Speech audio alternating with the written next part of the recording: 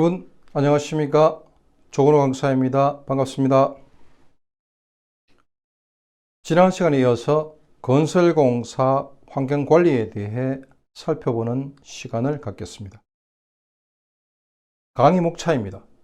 지난번 제3차 시 강의는 협의 이행 실적에 대해 알아보았습니다. 이번 시간에는 사후 환경 영향 조사에 대해 살펴보겠습니다. 사업자는 사업을 시행함으로써 발생하는 환경 영향을 조사한 결과를 분석하고 보고해야 합니다.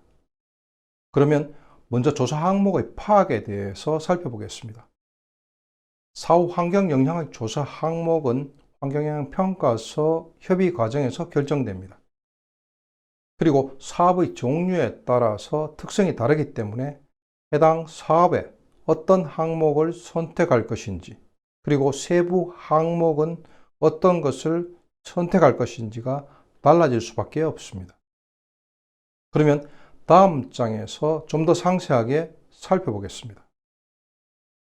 조사 항목을 파악하기 위해서는 먼저 평가서 협의 과정에서 결정된 사후 환경 영향 조사 항목과 세부 항목이 무엇인지를 확인합니다.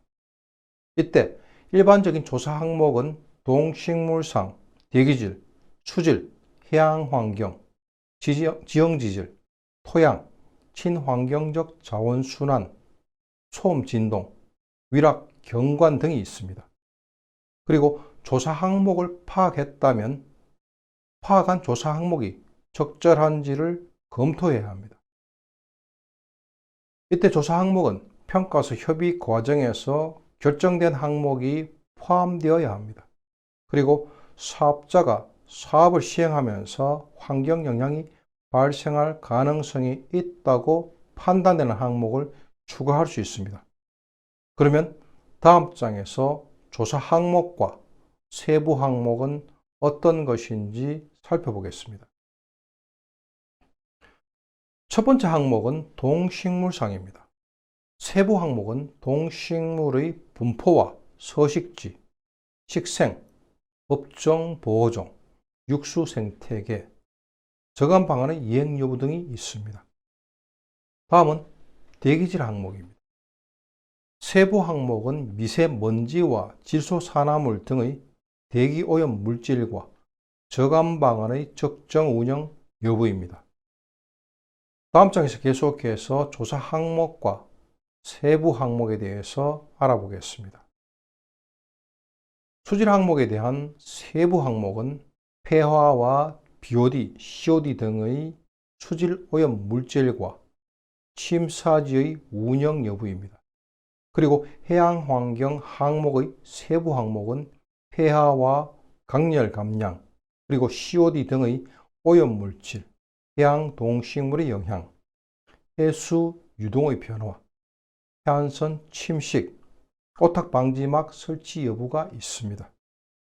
다음으로 토양 항목의 세부 항목은 폐하와 카드뮴, 구리 등의 중금속 오염 물질과 폐유 저장 시설 설치 등의 토양 오염 관리 대상 시설 설치 여부가 있습니다. 다음 장에서 계속해서 조사 항목과 세부 항목에 대해 알아보겠습니다. 지형지질 항목의 세부 항목은 사면 처리 현황, 절성토 계획, 토사 유출 방지 대책, 비옥토 현황 등이 있습니다. 그리고 친환경적 자원순환 항목의 세부 항목은 폐기물 적정 관리와 적정 위탁 처리, 폐유의 적정 보관 및 위탁 처리 여부 등이 있습니다. 다음으로 소음진동 항목의 세부 항목을 살펴보면 주야간 소음 진동도, 저감시설 설치 여부, 환경기준 초과 여부 등이 있습니다. 이상으로 조사 항목과 세부 항목을 알아보았습니다. 다음 장에서는 조사 결과의 분석에 대해 살펴보겠습니다. 사후 환경영향 조사 결과를 분석하기 위해서는 가장 먼저 조사 항목 및 세부 항목과 관련된 환경 규정을 확인해야 합니다. 그 이유는 항목과 세부 항목에 따라서 분석 기준이 다르기 때문입니다. 그리고 세부 항목에 대한 환경 기준을 확인해야 합니다. 예를 들어 소음의 경우에는 일반적으로 주간 및 야간의 소음도를 측정하는데 사후 환경 영향 조사 계획을 수립할 때 정해진 조사 지점과 조사 일시에 따라서 조사를 수행합니다. 그리고 그 결과를 표와 그림으로 정리합니다. 그리고 주간 및 야간의 소음 환경 기준에 근거해서 사후 환경 영향 조사 결과가 관련 규정을 만족하는지 판단합니다. 다음 페이지에서 사례를 살펴보겠습니다. 사례를 살펴보면 조사 결과를 표와 그림으로 잘 정리해서 보여주고 있습니다. 주간 및 야간 소음이 모두 환경 기준을 만족하고 있습니다. 만약 관련 규정을 불만족할 경우에는 이를 해결할 수 있는 저감 대책을 수립해야 합니다. 다음 장에서는 사후 환경 영향 조사 실시와 관계기관 통보에 대해서 알아보겠습니다. 먼저 사후 환경 영향 조사의 정의에 대해 알아보겠습니다. 평가서 작성 규정을 살펴보면 사후 환경 영향 조사란 사업을 착공할 때부터 발생할 수 있는 환경 피해를 방지하고 당초의 환경 영향 평가가 적정하게 실시되었는가를 파악하기 위해서 사업자가 행하는 주변 환경에 대한 조사 분석 및 평가 행위로 정의하고 있습니다. 다음 장에서는 사후 환경 영향 조사의 역할에 대해 살펴보겠습니다.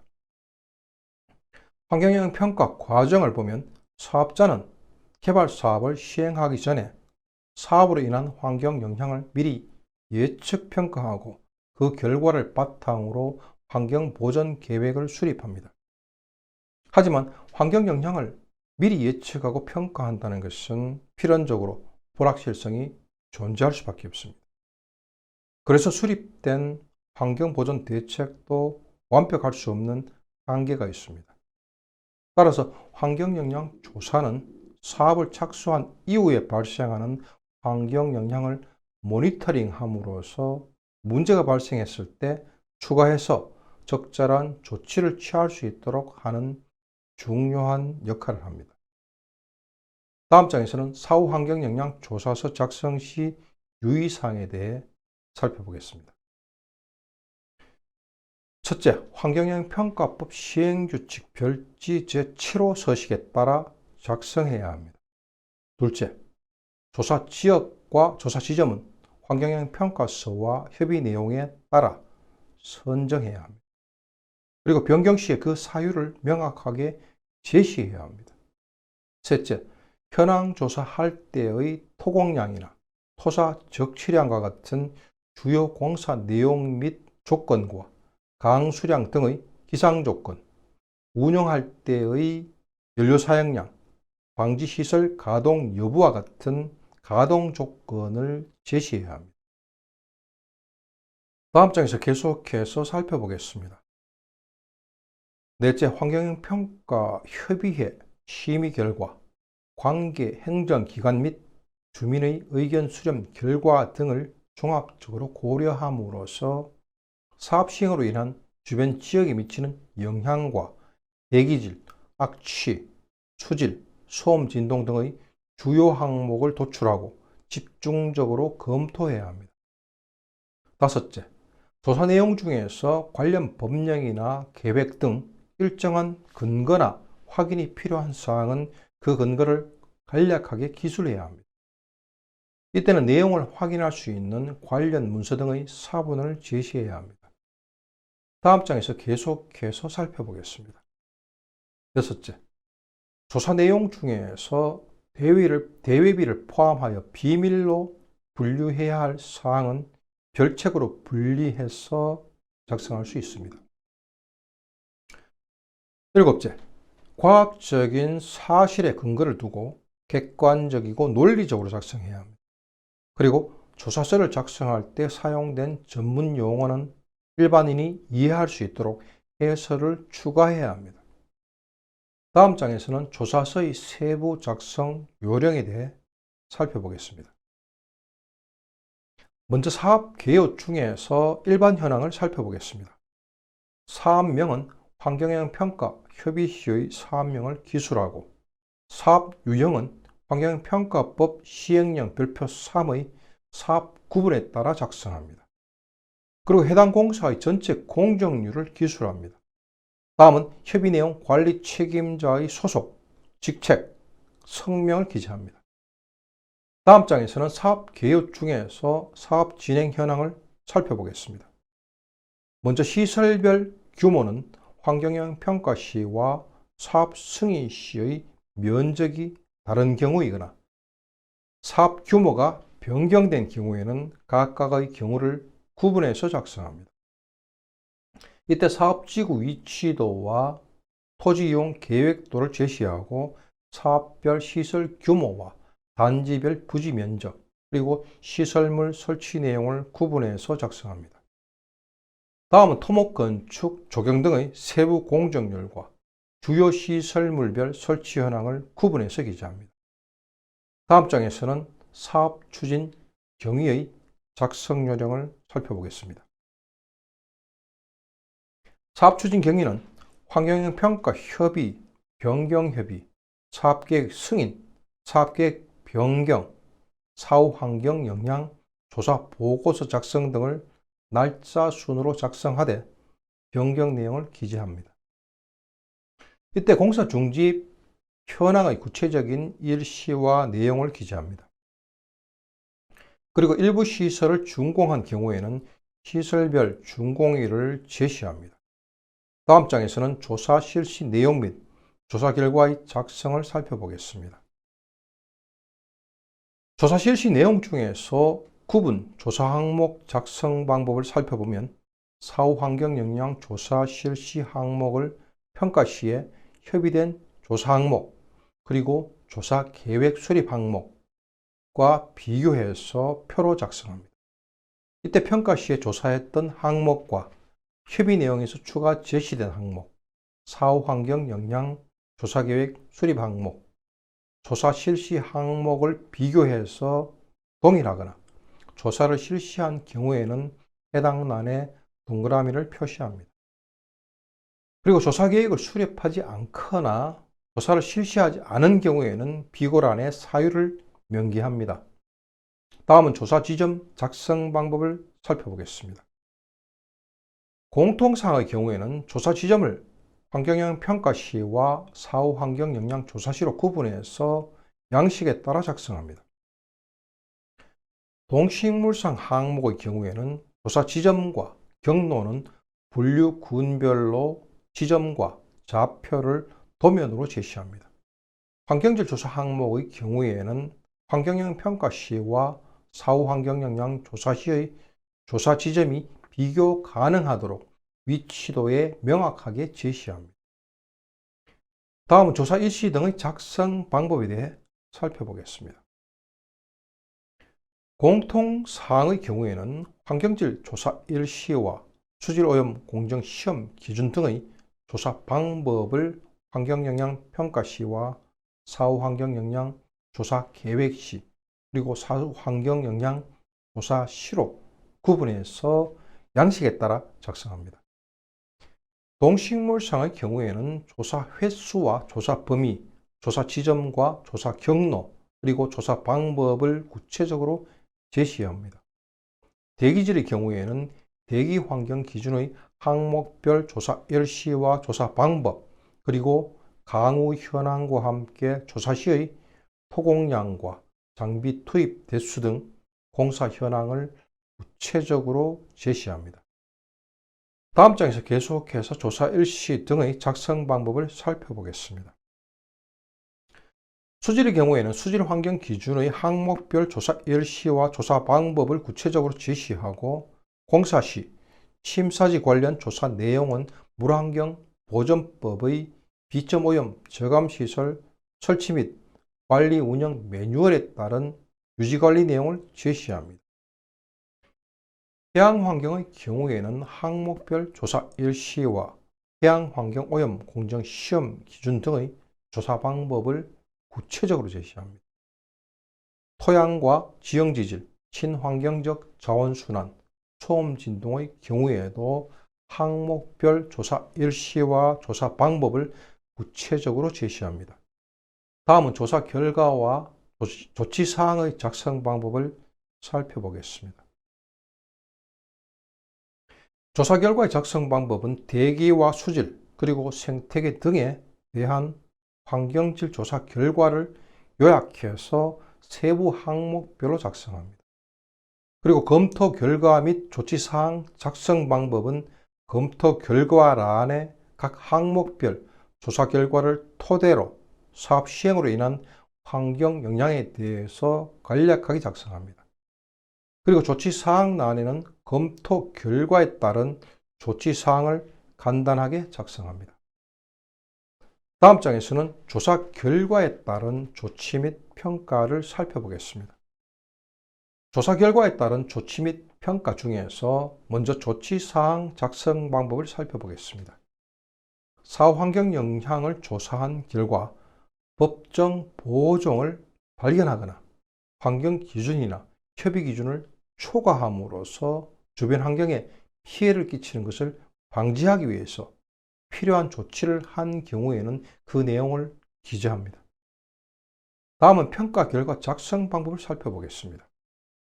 공통사항의 경우에는 환경평가서에서 제시된 항목의 환경 현황과 환경영향 조사 결과를 착공연도부터 현재까지 비교 분석해서 평가합니다.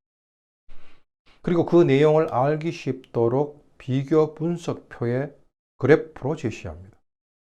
다음 장에서는 평가 결과 작성 방법을 살펴보겠습니다. 동식물상의 경우에는 사업 시행에 따른 변화 추이를 파악할 수 있도록 환경영향 평가 시부터 현재까지의 조사 결과를 분류 군별로 표와 그래프로 제시해야 합니다. 대기질의 경우에는 환경영향 평가 시의 현황 조사 및 예측치와 비교 분석이 가능하도록 조사 결과가 제시되어야 합니다. 수질의 경우에는 환경영향 평가 시의 현황 조사 및 예측치와 비교 분석이 가능하도록 조사 결과가 제시되어야 합니다. 해양 환경의 경우에는 환경영향 평가 시의 현황 조사 및 예측치와 비교 분석이 가능하도록 환경영향 평가 시부터 사후 환경 영향 조사 시까지 모든 결과를 표와 그래프로 제시합니다. 다음 장에서 계속해서 평가 결과 작성 방법을 살펴보겠습니다. 토양의 경우에는 환경영향 평가 시 현황 조사 및 예측치와 비교 분석이 가능하도록 조사 결과가 제시되어야 합니다. 지형지질의 경우에는 공정 단계별로 지형지질 현황의 변화 파악이 가능하도록 조사 결과가 제시되어야 합니다. 친환경적 자원순환의 경우에는 품목별 폐기물 발생량 및 처리량 등의 처리 현황 및 위탁업체 계약서 등의 근거 자료를 제시해야 합니다. 소음 진동의 경우에는 환경영향 평가 시의 현황 조사 및 예측치와 사후 환경 영향 조사지의 비교 분석이 가능하도록 표와 그래프로 조사 결과를 제시해야 합니다. 이상으로 조사 실시 내용 및 조치 결과 작성을 알아보았고, 다음 장에서는 협의 내용 관리 이행 현황 작성을 살펴보겠습니다. 협의 내용 관리 이행 현황은 협의 내용 관리 현황과 경미한 사업계획의 변경 내용, 그리고 협의 내용 이행 현황으로 구분해서 작성합니다. 그러면 좀 더 세부적으로 살펴보겠습니다. 먼저 협의 내용 관리 현황은 협의 내용 관리를 위한 조직과 관리자별 업무 내용을 기재합니다. 그리고 평가 항목별 환경 보전 방안에 대한 이행 계획을 기재합니다. 그리고 건설기술진흥법에 따른 환경관리비, 집행계획 등의 협의 내용 관리 현황을 기재합니다. 다음으로 경미한 사업계획의 변경 내용은 환경영향평가법에 따라 승인 기관장의 검토를 받지 않고 사업자가 스스로 변경한 경미한 사업계획의 변경 내용과 변경에 따라 환경 보전 방안을 강구한 내용을 구체적으로 기재합니다. 다음 장에서는 협의 내용 이행 현황을 살펴보겠습니다. 먼저 협의 내용과 저감 방안의 이행 여부를 자체적으로 점검한 결과를 기재하고 이행 현황을 항목별로 작성합니다. 이때 공정률은 토목, 건축, 조경 등으로 구분해서 구체적인 환경 저감시설의 이행 정도를 파악할 수 있도록 작성합니다. 다음으로 미행 사항에 대해서는 사후 대책을 적고 협의 내용이 이행되었는지 확인할 수 있는 현황 사진, 저감시설 위치가 표기된 도면, 저감시설 설치 개요 등을 사후 환경 영향 조사서에 명확하게 기재합니다. 그리고 협의 내용의 이행 여부를 확인할 때에는 협의 내용 체크리스트의 내용을 참고해서 확인하고 내용이 없는 경우에는 점검 내역을 추가해서 확인하고 근거 자료를 기재합니다. 다음 장에서 계속해서 살펴보겠습니다. 승인 기관 및 협의 기관의 조사 결과 및 조치 내용을 살펴보면 조사 일시와 승인 또는 협의 기관, 협의 내용 미이행 사항, 미이행 사항 조치 내용으로 구성되어 있습니다. 그리고 조치 사항 및 조치 계획란에는 이를 확인할 수 있는 관련 서류와 사진, 그리고 도면을 첨부해야 합니다.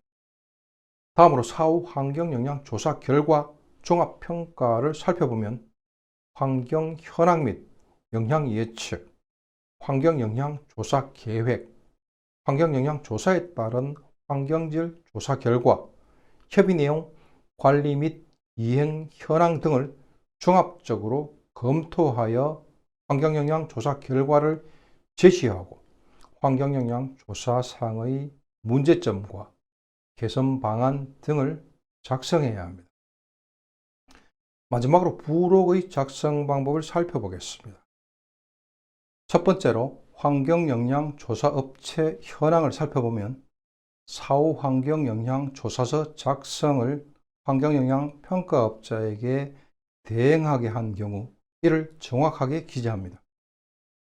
그리고 평가 항목별 작성자를 명시하고 부분 하도급 시에는 도급받은 부분과 도급자의 인적사항을 기재합니다. 이때 하도급 분야에 대해서는 하도급 기관의 현황을 기재합니다. 두 번째로 환경영향조사 측정 결과서를 살펴보면 사후 환경영향 조사 항목별 측정 자료, 현지조사, 사진 등을 제시합니다. 세 번째로 인허가 등 관련 문서의 사본이나 그 밖에 증명이 필요한 서류를 살펴보면 환경영 평가 협의 및 변경 협의, 사업계획 승인 및 변경 승인 등의 서류 사본을 제시하고 공사의 공정 및 저감 방안 이행과 관련된 사진과 관련 자료를 첨부합니다. 이상으로 사후 환경 영향 조사서 작성 요령에 대해 알아보았습니다. 다음 장에서는 환경정책평가연구원의 연구보고서 중에서 사후 관리 분석 결과 도출된 문제점 및 사례를 살펴보겠습니다. 먼저 환경정책평가연구원의 연구보고서 내용을 살펴보겠습니다. 사후 관리의 실제 운영 현황을 파악함으로써 문제점을 도출하기 위해서 환경영향 평가 협의에서부터 사후 환경영향 조사 결과 통보서에 이르기까지 전 과정에서 생산, 제출되는 관련 문서들을 검토했습니다. 검토 분석 결과 도출된 문제점을 살펴보면 첫째, 환경영향 평가 진행 과정에서 사후 관리 계획이 지속적으로 추가 변경됨으로써 각 단계 간의 연계성이 부족해서 일부 내용이 누락되는 문제가 발생하는 등 추가 변경 사항에 대한 관리가 미흡했습니다. 둘째, KI의 검토 의견과 환경부의 협의 내용을 해석하고 반영하는 과정에서 의견 제시자의 취지와는 다른 방향으로 잘못 해석되어서 반영되는 경우가 있었습니다. 셋째, 조사 결과를 비교 분석하기 위한 기초적인 조건을 갖추지 못한 경우나 비교 분석을 수행했지만 근거가 부족한 경우가 있습니다. 넷째, 현실적으로 적용이 어려운 기법이나 기술을 적용하도록 요구하는 등 현장 상황과 동떨어진 검토 의견이나 협의 의견이 제시됨으로써 반영이 어려운 경우입니다. 다섯째, 기타 작성상의 문제입니다. 다음 장에서는 여러분들의 이해를 돕기 위해서 사례를 들어서 살펴보겠습니다. 본 사례는 협의 내용에서 미세먼지 PM10의 유지 목표 농도를 강화하도록 제시했지만 협의 내용의 이행 계획에는 반영되지 않은 상태로 사업계획이 승인됨으로써 협의 내용이 반영되지 않은 유지 목표 농도를 설정하고 이를 토대로 사후 환경 영향 조사를 실시한 사례입니다. 다음 사례를 살펴보겠습니다. 이번 사례는 협의 과정에서 사업지구에서 발생하는 오폐수가 상수원 보호구역으로 방류될 계획이므로 방류수 수질 기준을 BOD의 경우에 5mg/L로 법정 기준치보다 강화하도록 변경 협의 내용을 제시했습니다. 그리고 사업 계획에도 변경 협의 내용이 제대로 반영되었습니다. 그렇지만 사후 환경 영향 조사 시점에서는 방류수 수질 기준을 법정 기준치보다 강화하도록 제시한 변경 협의 내용을 누락함으로써 일반적인 방류수 수질 기준인 BOD 10mg/L를 적용해서 사후 환경 영향 조사를 실시한 사례입니다. 다음 사례를 살펴보겠습니다. 이번 사례는 환경영향 평가서를 제출할 때는 경관과 전파장애 항목의 사후 환경 영향 조사가 없었습니다. 그렇지만 평가서의 보완 과정에서 협의 내용에 추가되었고 사업자도 역시 협의 내용에 따라서 사업계획을 수립했습니다. 그렇지만 정작 사후 환경 영향 조사 시에는 경관과 전파장애 항목을 누락하여 조사를 실시하지 않은 사례입니다. 다음 사례를 살펴보겠습니다. 이번에는 사후 환경 영향 조사 계획이 변경된 이력을 기재하지 않은 사례입니다. 비고란을 살펴보면 수질 항목에 대해서 조사를 수행하지 않았다고 기재되어 있습니다. 그렇지만 조사를 수행하지 않은 명확한 이유와 변경된 사항이 명시되어 있지 않습니다. 그래서 이런 경우에는 누락된 것인지 정당한 사유에 의해서 계획이 변경된 것인지 파악하기가 어렵습니다. 따라서 조사 결과 통보서를 작성할 때는 반드시 평가 시부터 사후 환경 영향 조사 시점까지의 변경 이력을 기재해야 합니다. 다음 사례를 살펴보겠습니다. 이번에는 협의 의견의 취지가 미흡하게 반영된 사례입니다. 사업지구 주변의 산업단지 계획을 고려해서 완충 녹지의 폭을 15m 이상 확보하라는 협의 내용에 대해서 사업계획 승인 시에 일부 사항에 대해서만 이행계획이 수립된 사례입니다. 다음 사례를 살펴보겠습니다. 이번에는 사후 환경 영향 조사에 반영되지 못하고 협의 의견이 누락된 사례입니다. 협의 의견 제시자가 사후 환경 영향 조사 사항임을 명시하지 않은 경우에는 사후 환경 영향 조사 시에 반영되지 못하고 누락되는 경우가 있습니다. 이 사례에서도 협의 내용에서 사후 환경 영향 조사로 구분하여 제시한 부분은 사후 환경 영향 조사 계획에 반영되었으나 저감 방안에 포함해서 제시한 내용은 사후 환경 영향 조사 계획에 반영되지 않았습니다. 다음 사례를 살펴보겠습니다. 이번에는 조사 결과에 대한 비교 분석이 불가한 사례입니다. 협의 내용에서 환경영향 평가 시 예측된 내용과 사후 환경 영향 조사 결과의 비교 분석을 요구하고 있습니다. 그러나 제출한 조사 결과 통보서를 보면 환경 영향 평가 시와 사후 환경 영향 조사 시의 조사 지점이 상이해서 비교가 어렵고 비교 분석표를 제시하지 않았습니다.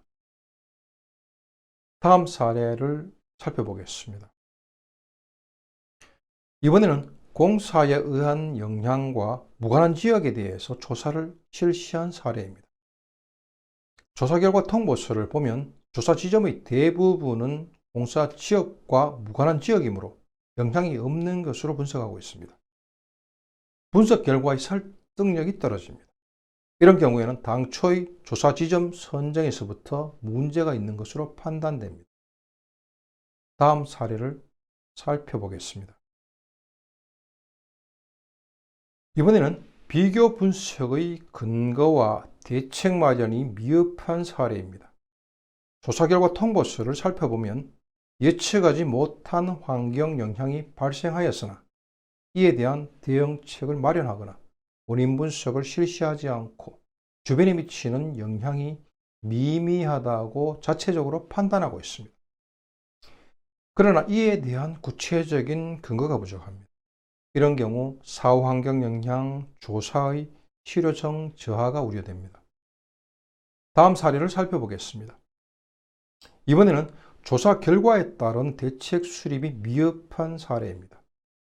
조사 결과 통보서를 살펴보면 야간 소음도가 2개 지점에서 당초의 예측치에 비해서 높게 나타나고 생활소음 규제 기준을 초과하였습니다. 그렇지만 원인 분석이나 추가 대책을 강구하지 않고 있습니다. 다음 사례를 살펴보겠습니다. 이번에는 불명확한 표현을 사용한 사례입니다. 협의 내용을 살펴보면 최대한 반영할 것, 적극 검토할 것 등의 불명확한 표현이 사용되고 있습니다. 이행 내역 역시 최대한 반영하겠음, 적극 검토하겠음 등으로 기술하고 있습니다. 이렇듯이 협의 내용을 제시할 때 불명확한 표현을 사용하면 불명확한 이행 결과를 이야기합니다. 이상으로 사후 관리 분석 결과에서의 문제점 및 사례에 대해 살펴보았습니다. 다음 장에서는 환경부에서 2020년 12월에 발간한 환경영향 평가 사후 관리 우수 미흡 사례집 내용을 살펴보겠습니다. 첫 번째 사례는 환경부 지정 멸종위기 야생식물 2종인 매화마름의 개체서식지 조성 사례입니다. 매화마름이 안정적으로 개체군을 유지하기 위해서는 서식지 내의 수위 조절 관리가 매우 중요합니다. 그래서 대체서식지의 지속적인 관리와 사업 모니터링이 필요합니다. 그러나 이번 사례는 수생식물인 매화마름의 생태적 특성을 고려하지 않고 관리 주체가 편의성 위주로 위치를 선정했습니다. 그리고 관광지 주차장과 인접해 있어서 관광객의 불법적인 출입으로 인한 인위적 훼손에 취약합니다. 관리에 있어서도 대체서식지 주변에 쓰레기가 투기되는 등 관리가 소홀합니다. 다음 사례를 살펴보겠습니다. 이번 사례는 환경부 지정 멸종위기 야생동물 일종인 수달의 인공서식지 조성 사례입니다. 수달의 인공서식지는 은신할 수 있는 공간과 적절한 위치 선정이 중요합니다. 이번 우수 사례처럼 인근에 인공습지가 조성되고 돌무더기 사이에 적절한 공간을 확보해 주어야 합니다. 다음 사례를 살펴보겠습니다. 이번 사례는 환경부 지정 멸종위기 야생동물 2종인 하늘다람쥐의 인공서식지 조성 사례입니다.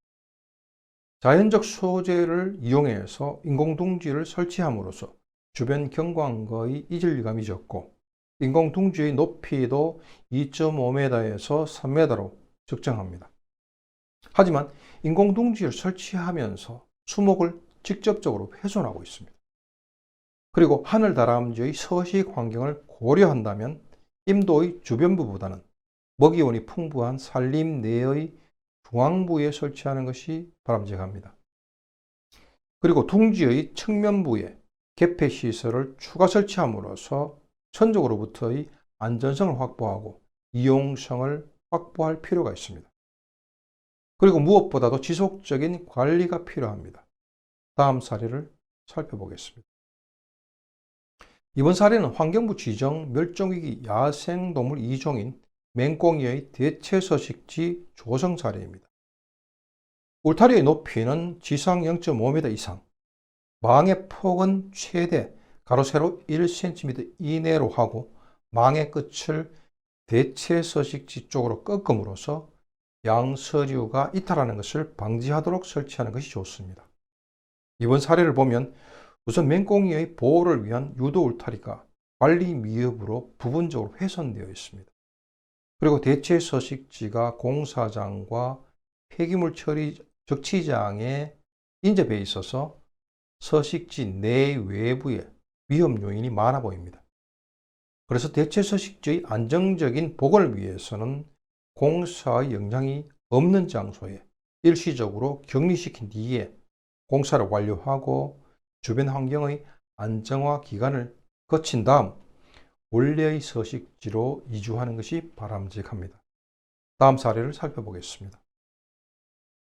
이번 사례는 환경부 지정 멸종위기 야생동물 1종인 미호종개의 대체서식지 조성 사례입니다. 종합 안내판을 통해서 미호종개의 특성을 설명하고 있습니다. 그리고 하천 외곽의 식생 구성은 정수식물과 관목으로 이루어져 있고 어류의 생활사에 필요한 다양한 형태의 수환경을 형성하고 있습니다. 또한 어로를 통해서 낮은 수심과 느린 유속이 형성됨으로써 미호종개의 서식 환경을 조성하였습니다. 다음 사례를 살펴보겠습니다. 이번 사례는 법정 보호종인 조류 다수종이 도래하는 철새 도래지 조성 사례입니다. 도래하는 철새의 먹이터로 유지되고 있으며 서식지 안정을 위한 차폐 수목이 조성되어 있습니다. 그리고 횃대를 설치하고 개방습지가 인근에 위치함으로써 철새들의 휴식처를 제공하고 있습니다. 다음 사례를 살펴보겠습니다. 이번에는 조류충돌 저감 사례입니다. 미흡 사례처럼 맹금류 스티커를 부착한 경우에는 스티커가 부착되지 않는 투명 방음벽에 조류충돌이 지속적으로 발생합니다. 따라서 조류충돌을 방지하기 위해서는 수직 간격 5cm, 수평 간격 10cm 이하의 점 또는 선형의 스티커를 부착하거나 필름 시공하는 것이 바람직합니다. 다음 사례를 살펴보겠습니다. 이번에는 육교형 생태 통로의 유지 관리 우수 사례입니다. 생태 통로 상부에서 고라니의 배설물, 너구리의 족적, 두더지의 굴혼 등 야생동물 흔적이 발견되고 있습니다. 생태 통로를 지속적으로 유지 관리함으로써 야생동물이 평상시에 이동할 때 생태 통로를 이용하고 있다는 것을 보여주고 있습니다. 다음 사례를 살펴보겠습니다. 이번에는 세륜 세차 시설 설치 사례입니다. 공사 시에 토사를 수정할 경우에는 자동식 세륜 시설이나 수조를 이용한 세륜 시설을 설치하고 운영해야 합니다. 수조식 시설의 경우에는 수조의 넓이, 길이, 깊이가 적합해야 합니다. 그리고 수조수 순환을 위한 심전조와 배관을 설치하거나 물을 연속적으로 흘려보낼 수 있는 시설을 설치해야 합니다. 그러나 이번 사례의 경우는 현장 조사를 통한 확인 결과 수조수 순환 시설을 설치하지 않는 등 관련 법령에 따른 규격을 만족하지 않는 것으로 판단됩니다. 다음 사례를 살펴보겠습니다. 이번에는 비산먼지 저감 사례입니다. 사업자는 전경사진과 같이 스프링클러를 설치하여 작업 중인 지역에 상시 살수를 실시함으로써 공사 시에 발생하는 비산먼지를 저감한 사례입니다. 다음 사례를 살펴보겠습니다. 이번에도 비산먼지 저감 사례입니다. 사업장에서 발생하는 비산먼지를 보다 효과적으로 저감하기 위해서 사업자가 자체적으로 고안해서 개발한 살수 차량을 이용한 사례입니다. 일반적인 살수 차량과는 다르게 차량 지붕에 설치한 호스를 이용해서 가까운 거리뿐만 아니라 장거리까지 살수함으로써 저감 효과를 높인 사례입니다. 다음 사례를 살펴보겠습니다. 이번에는 임시침사지 설치 사례입니다. 임시침사지는 유지 관리에 따라서 시설의 효율이 결정되기 때문에 관련 법령에 의거해서 준설 등의 유지 관리를 시행해야 합니다. 하지만 이번 사례는 전경사진과 같이 임시침사지 내에 많은 양의 퇴적토가 쌓여 있습니다. 그래서 당초 계획한 수준의 저감 효율을 기대하기 어려울 것으로 판단되어서 사업자에게 조속한 시일 내에 준설 등의 유지관리를 시행하도록 요청했습니다. 다음 사례를 살펴보겠습니다. 이번 사례도 임시침사지 설치 사례입니다. 임시침사지 저감 효율을 높이기 위해서 유출부에 오탁 방지막을 설치했습니다. 그리고 추락 등의 안전사고를 예방하기 위한 시설을 설치한 사례입니다. 다음 사례를 살펴보겠습니다. 이번에는 비점 오염 저감을 위한 영구저류지 설치 사례입니다.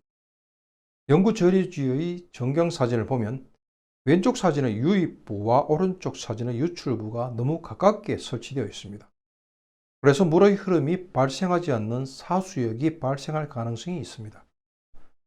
따라서 이번 사례는 영구저류지의 설치 용량에 비해서 저감 효율이 현저히 저하될 우려가 있습니다. 다음 사례를 살펴보겠습니다. 이번에는 가배수로 설치 사례입니다. 가배수로를 조성한 후에 사면부에 비닐덮개를 설치하지 않아서 강우시의 사면부에서 토사가 유입됨으로써 침사지의 저감 효율을 저하시킬 수 있는 사례입니다. 다음 사례를 살펴보겠습니다. 이번에도 가배수로 설치 사례입니다. 강우시에 발생하는 토사 유출 시설을 침사지로 적정하게 유도할 수 있도록 충분한 용량의 가배수로를 조성하는 한편 가배수로와 사면을 비닐 덮개로 덮어서 가배수로 주변의 토사가 추가 유입되는 것을 저감한 사례입니다. 다음 사례를 살펴보겠습니다. 이번 사례는 오탁 방지막 설치 사례입니다. 사업자는 당초 평가 시에 토사 유출에 의한 영향을 저감하기 위해서 우수역 방류 지점과 하천이 합류하는 3개 지점에 하천을 횡단하는 오탁 방지막을 설치하는 것으로 협의하였습니다. 그러나 공사 착공 후에 당초의 계획에 따라 저감 시설을 설치할 경우에는 하천 폭이나 수심에 따라 저감 효율이 저하되고 해당 하천에 서식하는 법정 보호종인 수달에게 이동 간섭에 의한 영향이 예상되었습니다. 따라서 사업자는 현장 여건을 고려해서 방류구 인접 지역에 이중으로 오탁 방지막을 설치하는 한편 지지대를 설치함으로써 오탁 방지막을 고정하여 저감 효율을 높인 사례입니다. 다음 사례를 살펴보겠습니다. 이번 사례는 폐유보관소 설치 사례입니다. 폐균관리법에 따라 물이 스며들지 않도록 시멘트나 아스팔트 재료로 바닥을 포장하고 지붕과 벽면을 설치하였습니다. 그리고 보관 중인 지정 폐기물의 종류, 보관 가능 용량, 보관 기간, 취급 시 주의사항과 관리 책임자를 적어놓은 표지판을 부착한 사례입니다. 다음 사례를 살펴보겠습니다. 이번 사례도 폐유 보관소 설치 사례입니다. 폐기물 관리법에 따라 지붕과 벽면을 설치하였으나 시멘트나 아스팔트 재료로 바닥을 포장하지 않았으며 보관 중인 지정 폐기물의 종류, 보관 가능 용량, 보관 기간, 취급 시 주의사항, 관리 책임자를 적어놓은 표지판을 부착하지 않은 사례입니다. 다음 사례를 살펴보겠습니다. 이번 사례는 가설 방음 판넬 설치 사례입니다. 가설 방음 판넬은 공사 장비에 의해서 발생하는 소음을 저감하기 위해 설치하는 대표적인 저감시설입니다. 그리고 가설 방음 판넬은 소음의 전달 경로를 차단함으로써 소음을 저감하는 시설이므로 설치 상태에 따라서 저감 효과가 달라질 수 있습니다. 본 사례의 경우에는 전경사진과 같이 가설 방음 판넬 사이가 개방되어 있습니다. 따라서 당초 기대한 수준의 저감 효과를 얻기는 어렵습니다. 다음 사례를 살펴보겠습니다. 이번 사례는 사업 지구에 인접하여 위치한 학교에 미치는 소음 영향을 저감하기 위해서 가설 방음 판넬을 설치한 사례입니다. 판넬을 설치할 경우에 학교 측의 폐쇄감에 대한 우려를 고려해서 판넬 상부는 투명형으로 변경하였습니다. 또한 공사에 따른 소음도를 실시간으로 확인할 수 있도록 가설 방음 판넬에 자동 소음 측정기를 설치하였습니다. 다음 사례를 살펴보겠습니다. 이번 사례는 아파트와 인접한 고속도로에 의한 소음 영향을 저감하기 위해서 설치 가능한 최대 높이의 방음벽을 적용했음에도 불구하고 고속도로와 아파트의 높이를 고려할 때 불가피하게 아파트의 고층 부에서는 소음에 의한 피해가 예상되었습니다. 그래서 사업자는 전경사진과 같이 꺾임형으로 방음벽을 설치하고 소음 감소기를 적용함으로써 소음을 저감한 사례입니다. 이상으로 제4차 시 사후환경영향조사를 살펴보았습니다. 지금까지 총 4회에 걸쳐서 건설공사 환경관리에 대해 알아보았습니다. 다음 시간에는 더욱 알찬 내용으로 찾아뵙기를 기약하면서 강의를 마치겠습니다. 여러분, 오랫동안 제 강의를 경청해 주셔서 대단히 감사합니다.